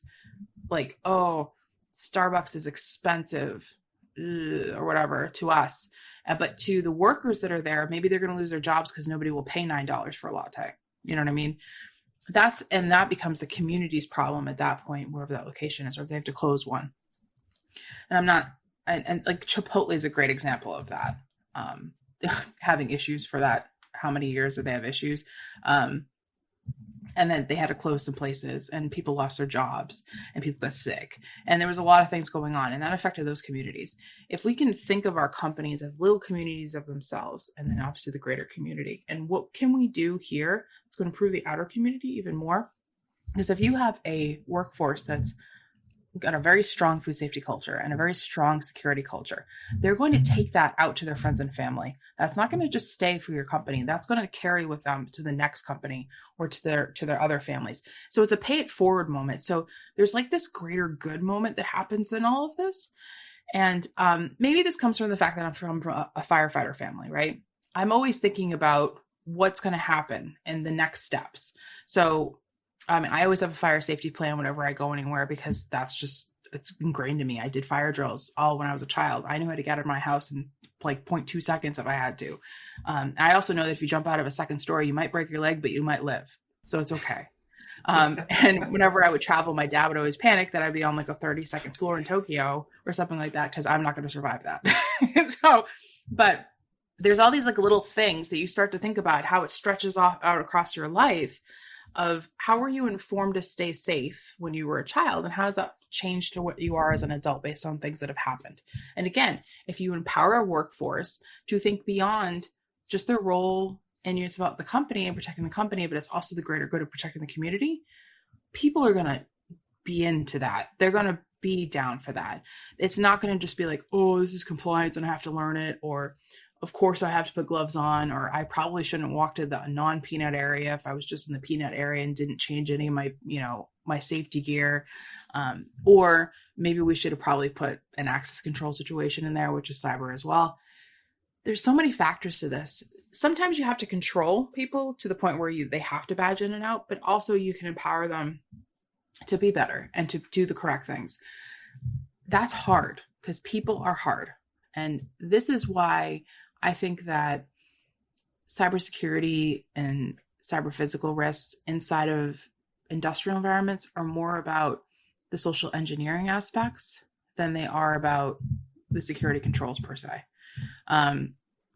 Because it just takes one person to click something wrong, or one person to log in the computer one day and all of a sudden they have ransomware on it, for things to just go completely sideways.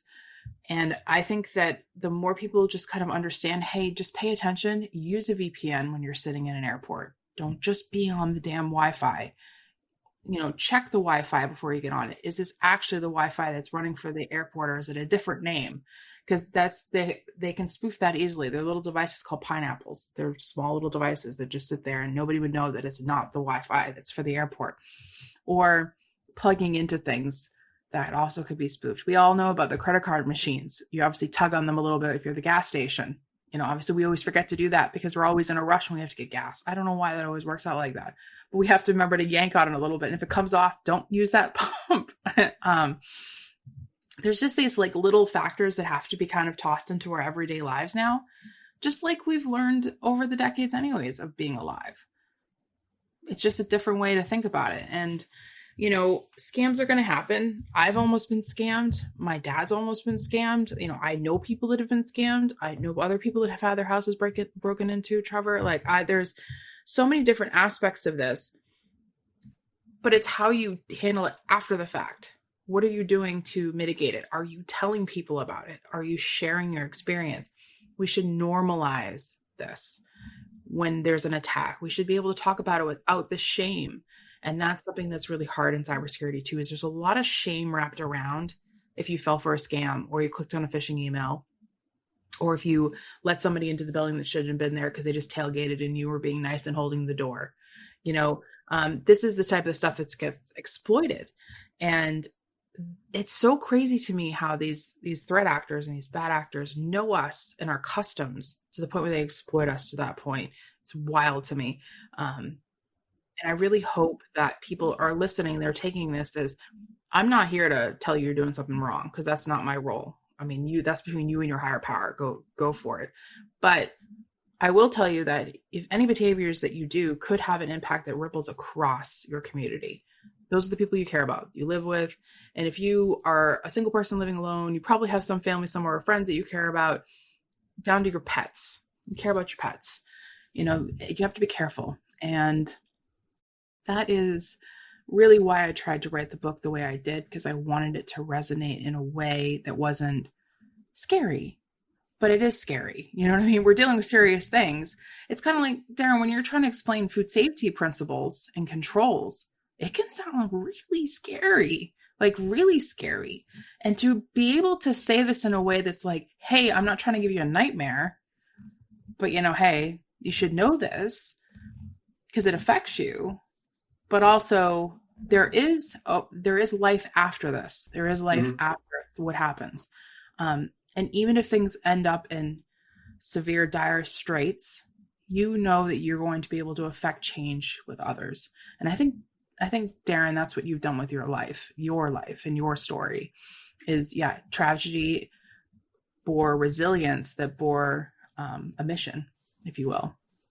And I don't really want a chief information security officer to have to call the CEO and say, hey, we had a cyber attack and we're not sure about the quality of the food and it's gone out.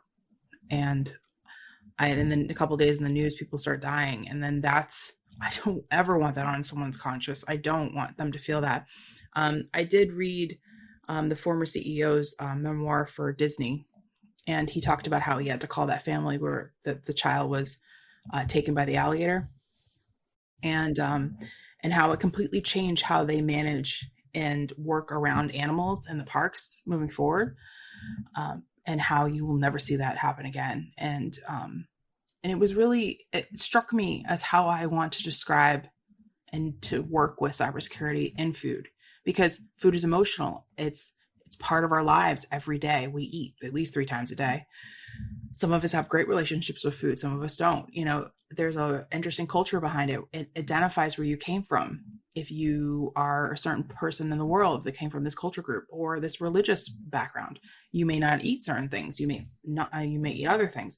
There's so many different nuances to it, and it makes food intimate. So when you feel violated in food, it like violates you to the core of your value structure and who you are. And I don't take that lightly. And I want to continue to advocate as much as I can, because I want people to still have those experiences. I want people to have that nostalgia when they smell something. It makes them think of their childhood or their favorite holiday or their favorite birthday or whatever.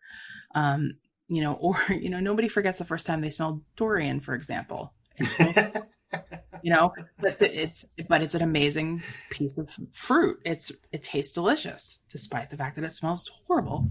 Some people don't like this, like cilantro. I think it smells like soap. I do know those people. I think they're crazy. No, I'm just kidding. But it's so interesting. Like, I don't really particularly like the smell of cumin, but I love it in food. I just don't really care for the smell of it outside of itself. But like, my husband loves the smell of cumin. He thinks it's amazing. And it triggers curry smell to him. And that's something he really loves. So I think that being able to preserve those moments from a security side of the house that also recognizes that we're dealing with people and process and the intimacy of that. And then understanding that we need to partner with food safety and food protection individuals. I mean, I haven't even gone down the road of like how food fraud can be an ally with cybersecurity. People who are dealing with food fraud. That is a whole other thing that I could write about, which I probably will at some point. And because there's so much in the news and the media about that recently, especially with all these new regulations that are passing, again, creating common language to be able to deal with these threats. And people don't even understand that there's something called food fraud. Like, they don't, what the heck is that? And that's a whole journey. There's so many, this is why I'm so excited, because every day I wake up and I'm learning something new, and I get to talk to great people like you, Trevor, and to Darin. And it's just, I constantly am like, I'm so grateful for what I do, because again, it's about food. You can't really be mad at food. Like, you can probably be mad at it if it made you sick, but either you overate or had something you shouldn't have had, more than likely. I hope it's just that. But to know that there's so much stuff that I'm even learning that I just love learning. And I think that's what we need, is more people who are infectious on a C-suite level, a board level, who love learning too, who want to see these businesses succeed, because yeah, sure, everybody loves money. And how do you do that? You have to keep it safe and you have to keep it secure. That's the end of it, really. Yeah. Oh, you're preaching to the choir, and it's poetry. I'm honored to be here and experience this and take away so much from this conversation in itself. I'd like to just put something out there that in a previous conversation, we were talking about preparedness. And then I went and read something that you had published about deepfakes. I immediately went, oh my gosh, I have to already revise my go back. I need to start taking photos of things and encourage our clients to take photos of things so that they have true, authentic photos that are time-stamped. And yesterday we were taking photos and the device was giving us a different reading as AM versus PM, and it was off by an hour and 3 minutes. And I said, no worries. I'm going to take a photo. This is time-stamped. And then I'm going to put text over this image that gives us the correction. And then we can deal with this piece of equipment in a second. But in this moment, we have to capture this data, and our phone will help us capture it authentically. And if somebody questions it, we can show them what we've done. And then later we can show them how we've changed the date and everything is as it's supposed to be. I invite you and your husband, when you all are in Vegas, please join my wife and I for a meal. I gathered from our conversation just a second ago that I'm sure that you do like cilantro. Therefore, we can possibly have tacos. Darin and I gravitate towards Mexican food. I actually have a very elevated palate, I think is what I'd call it, and that sounds super bougie. But I've had the privilege of dining all over the world. I've been at multiple Michelin star restaurants, various different star levels. I know what service looks like in so many different ways, but I've also had amazing street meals in like Malaysia and Thailand, and been sick off of some of it. So I've experienced that end of it as well. But I'm so grateful to share a meal with anyone at any time. I really do think that that is how, as human beings, we make connection, and talking about the food that we're eating. And did you know how hot sauce was made and where it came from and all these other fun things that we can talk about? People love to have those conversations anyways, regardless of who's at the table. So I'm really happy to contribute to that. So thank you for the invitation. Definitely take you up on that. Who should we either bring back or who should we invite to be a part of conversations in the future from your perspective as our guest today, Kristin? Oh, there's so many people. From like the food space, you definitely need to get someone that's on the ag side.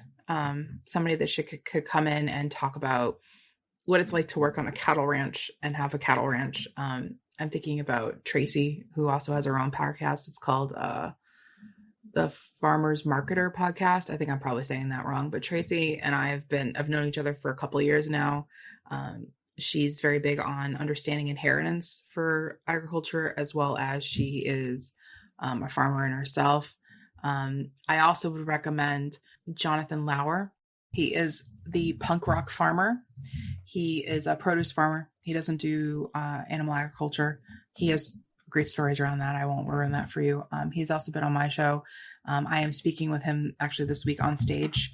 And he is a huge advocate for the industry, what the realities are happening. Blackout drones flying over things. He's had death threats. Like, the stories he's got is incredible. What it means to be a farmer this day and age. And when you speak your mind about what's going on. The other person I would suggest probably would be Andrew Rose. He works for BioISAC. He is really concerned about the bioeconomy. He considers himself an ag futurist. He cares about what's happening for generations to come, through generations to come. He also understands the policy and regulations aspect, the criminal aspect from the FBI side. Darin has been shared the stage with him once and has been on the podcast with me and him several times now. Andrew's just such a great advocate for the industry, and he understands the cybersecurity needs. Even though he doesn't have a cyber background, he is an advocate. I would consider him doing the work to at least get people rattled enough to react. He is definitely a different type of, he's a reactionist than I am. He always says, we're just right of boom, which I think is great because it's very accurate. But at the same time, I don't want to scare everybody half to death. There's enough stuff to scare people, generally speaking. But yeah, I would definitely recommend those people for sure. I can send you that information to Trevor if you need it. I will take you up on that offer without a doubt. Yeah, there's just a lot of really great people. I definitely recommend getting some people that are in different aspects of the industries. Get someone who does food defense. Get someone who is doing quality. Talk to the people who are actually making the machines that make the food. Those Yes. engineers would be fascinating. I could see you just completely nerding out with those people. More operational technology people. I got plenty of those people for you. That I would be more than happy to sit down and just chat. Absolutely. Well, with that, we'll bring the plane to a landing, and I hope that we can have you back again as a recurring guest, because this is so fascinating. And I think that we ended it, or we not ended, but we kind of had a good wrap up, and that way you can get ready for your trip, because I know that you have that coming up.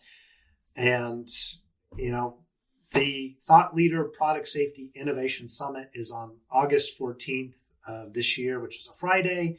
And the objective is to have it accessible for more people so that we can have events in person, face-to-face. I prefer face-to-face in person, but this particular time it had to be virtual, which has been awesome because we've been able to set up things like this podcast and also connect with more people and create resources for people to start staying curious, but also being active in what they can do, also what they can continue to learn. And Kristin, what comes out in September? So the book is officially published September 29th. It is up on pre-order now. You can find it anywhere you choose to buy a book. You could take it to your local bookstore and just give them the ISBN number, and they'll also order it for you as well. But yeah, obviously the easier places are like Amazon and Barnes and Nobles. And I've made sure that it's as up as it possibly can right now for global distribution. It will go all the way global, obviously, when it's published. But I made sure the UK links and a few others are up and running already, because it's a global food supply chain and we have a global audience. So, yeah. Kristin King, you're also the host of Bites and Bites podcasts. And we're looking forward to your book, Securing What Feeds Us, Cybersecurity in Food and Agriculture. I'm so glad we were able to talk with you on this episode, and I look forward to our future conversations. Likewise, always, Darin. Thank you, Trevor. Oh, pleasure. Thank you. It's truly an honor. Thanks for listening to the Thought Leader Product Safety Innovation Podcast. If this conversation raised new questions or perspectives, we invite you to continue with us at the upcoming Thought Leader Summit this summer. You can find more details in the show notes. Until next time, keep asking the questions that matter.